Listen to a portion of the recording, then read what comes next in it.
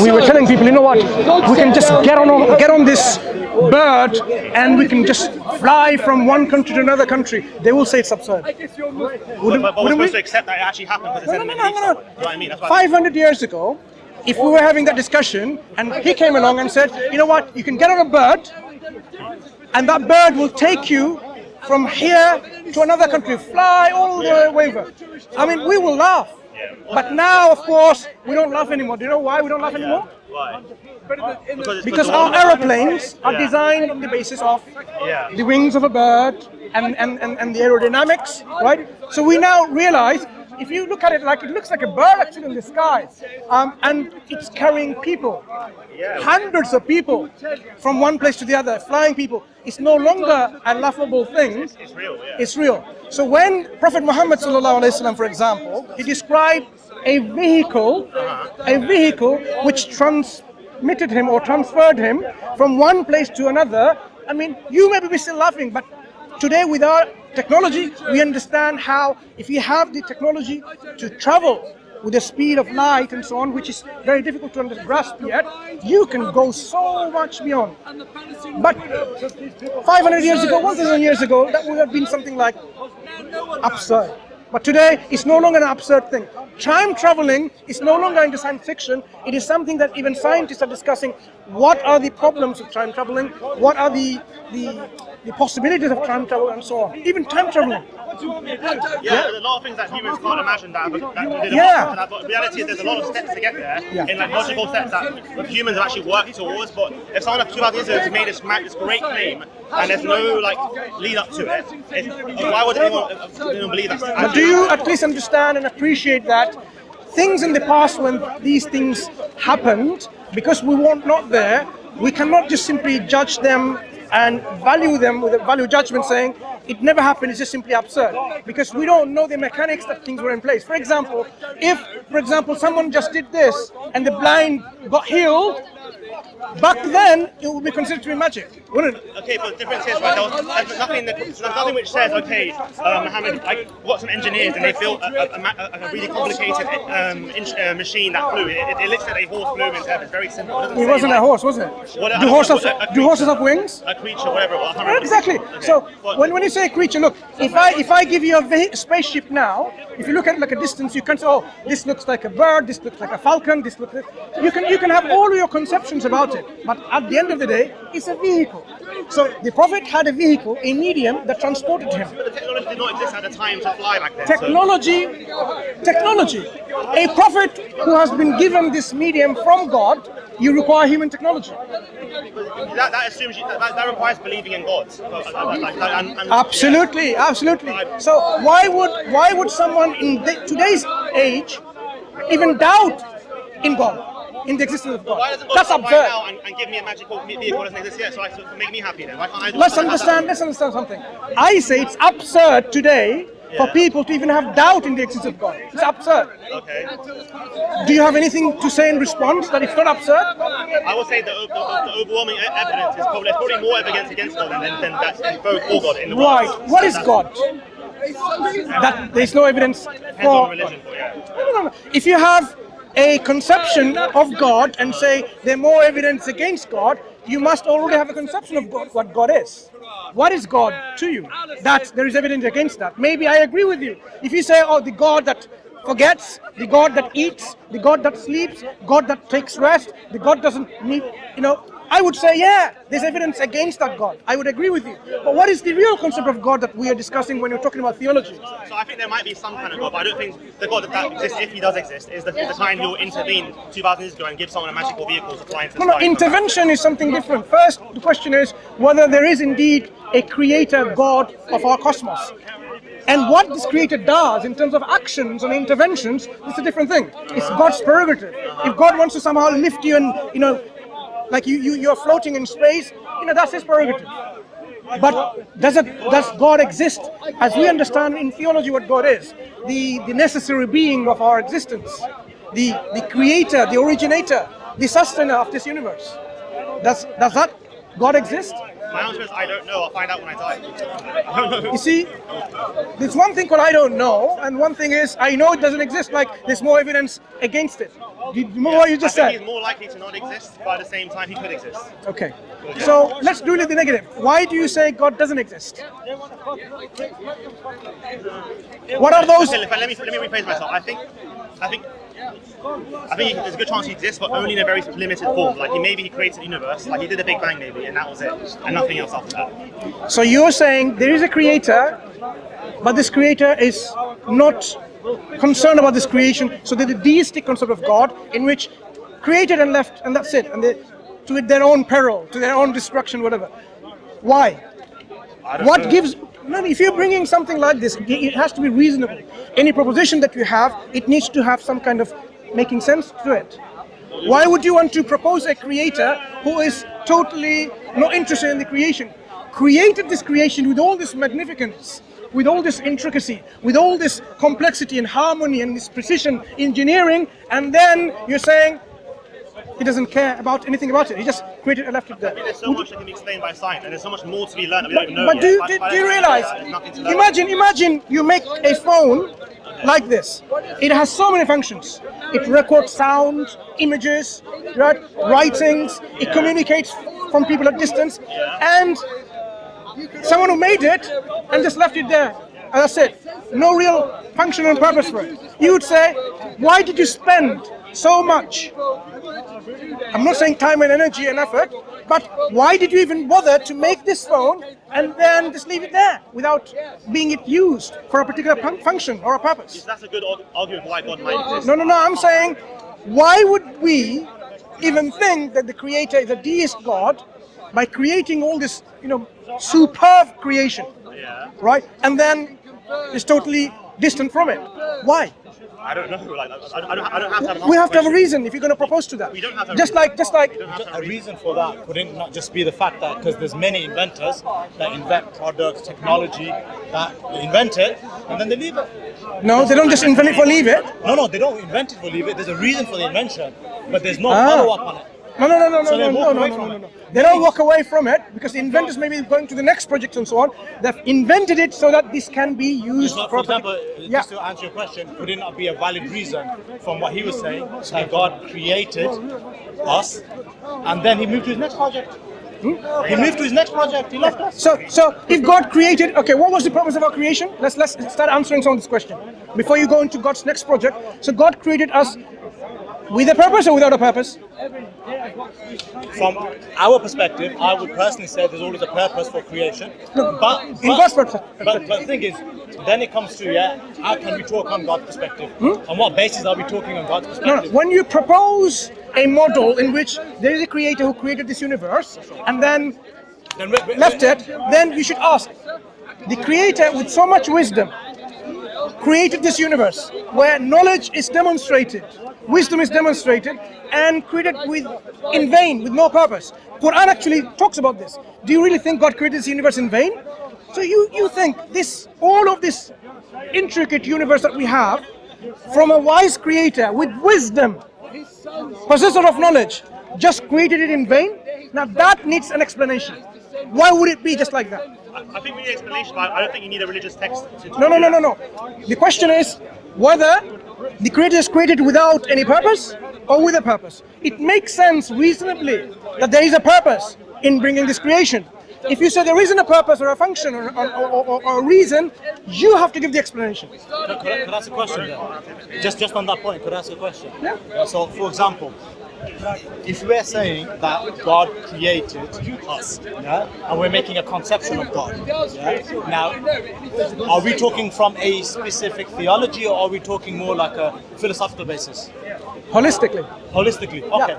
So then if we say that there has to be a utility or function for our creation, then what we're essentially saying is that we're saying that we believe from our understanding and limited knowledge that that's how God is going to also think. Is that I missed the second part. okay? So what we're saying is that because we believe that when things are created, there has to be some utility to it. Yeah. Otherwise, Reason. it's purposeless. Yeah. But isn't that our limited view on what we understand? How can we superimpose that on God? why would God have to have a utility just because we feel there should be? No, This is the point. No. The reason why this is not something that's reasonable to accept as a counter is because when we postulate and say God, our Creator, is knowledgeable, possessor of knowledge, He's wise, all wise, then anything that is brought into existence is through His wisdom, and He will have brought it into for a specific purpose. If you're wise, you can just simply do that in vain. It doesn't make any sense, because you are proposing that the Creator is wise. Wisdom follows a reason. Okay, but that's perfect. Then why can we not just accept that the wisdom of creation was to be created and nothing more? It doesn't make sense Why to be not? created. Why not? No. Wisdom of created is to be created. No, It's a circular. I'll explain. It's a circular. No, Circular let me explain statement. it. Go ahead. No. Let me explain it. So maybe I didn't explain it properly. So the wisdom, because you said what is the function or the purpose? The purpose for God's perspective of us being here is purely to be created and there to be a perpetual creation ongoing. And then the rest is on us. Why cannot that be a wise thing to do? Okay. So there is a function then. Yeah, that is the function. Yeah. Okay. So now we agree it's not a deistic God, but there is already a function Okay, no problem. set in place. But then right? after that, he Right. stepped away. Okay. He stepped away. Yeah. Fine. So we are created to carry on living. This, are you asking what I think God thinks or what I think? No, not your thinking. Not anything. Because you're proposing a model in which God created and set a particular pattern of conduct of living or whatever, a way that the universe will proceed. Now, I want to know what that way is. So, for example, within this way, is lying okay? Is cheating okay? Is deceiving okay? Is killing okay? Is murder okay? Is euthanasia okay? Is abortion okay? I've just put some shotgun tactics of lots of questions to tell you these are moral questions, ethical questions. Now, what's the answer from God's perspective? Okay, so I think the point you made are important because about moral relativism. Yeah, are you talking about is there relative morality or is it divine? It's essentially what you're asking, which I appreciate. Yeah, so essentially, my point here would be, just for purpose of discussion, is that do you not think? Yeah, because ultimately you said that there needs to be a reasoning and understanding. Do you not think you are taking a major onus upon yourself to try to say that the reason God did anything is what I am saying? Because at the end of the day, No, I'm not saying any of that. look, and like for example, if you say there's a function for us being here, what you're saying is I believe that God has provided a function. If you take away your religious belief from it. Yeah? Because if you say, if you're a Muslim, and you say that as a Muslim we believe A, B, and C because this is what You're a Islam Muslim too, right? I am, yes. Yeah. So why are you arguing? No, I'm having a discussion. Yeah. Just a discussion. Why? Why? Because you seem to be. No, I brought my son. Yeah, I want him to understand how discussions go. Fine. Yeah. So he's not playing a devil's advocate, is he? No, I am. We don't What's use this devil's term. He's just using a counter argument, a counter position. See how this can be then answered from Islamic Yeah, perspective. you're Sheikh Mansour. You're good. So you're a good Yeah? person to listen to. So we don't use this term. He's a devil's advocate because he's not a devil. He doesn't know that. Yeah? So Do you understand? I'm taking a He's taking the counter position to see whether our Islamic position is solid. Yeah, you understand? Yeah, it's okay. Go ahead. So essentially, would you not say, so if we have our belief and we say in our belief we believe A, B, and C, that's clear, there's no problem. Stepping away from that and you're speaking to somebody who's not a Muslim, when you make the point that is there a function and what was God's position, essentially, if they don't believe in Islam and they believe that this is the function of God, then how do you convince them that yes, what I believe to be the function of God is the function of God? Because that's just another human being's opinion. Yeah. So first we establish that there has to be this moral duty and a purpose that we have to follow that is grounded in God, rooted in God, right? Yeah. It has to be from God, from Allah subhanahu wa ta'ala. We don't make the purposes. I don't say the purpose of our living is to eat chocolates. I can't. He might say no, right? You see, we can't make these purposes ourselves because these will be all subjective. You can say something different. Then how do we know what the truth is? So this has to be grounded on the revelation from Allah subhanahu wa ta'ala. Allah has to be the one who will tell us convincingly to us, and we will have no doubt on this matter that this is the reason why we're created. Based on that, do you believe the contingency argument is a solid argument for being or not? You think so? Any questions you can ask now? Which form of contingency argument? Because you have to be careful, because we don't take the whole of the contingency argument models in terms of when people talk about God consisting of parts and so on, right? So don't go through the lines of, has he told you about Ibn Sina's arguments? And No, he learned this himself. Okay. Oh, he comes and rings me up. The only thing I think it's important for us to follow is things are dependent on something else. Everything else dependent. Ultimately, they have to depend on something which is independent. Up to that, I don't think you need to go anything beyond that. Because what that thing is, which is independent of everything, we say is the necessary being, has to be necessarily in existence. And that necessary being must possess qualities, attributes, or properties which are necessarily within this being, not given by me or you or anyone else or anything else, because there will be no other, because there's no other being or any other originator besides him, because the necessary being will be the only one who is absolute, only one who is perfect in the properties and qualities. But why does that being then have to be named as God, Allah, and not something else? Is that what Alan said? Yeah. So ask. Yeah, so my friend said, okay, so my friend basically said, then why do we label it as God and why is it nothing else?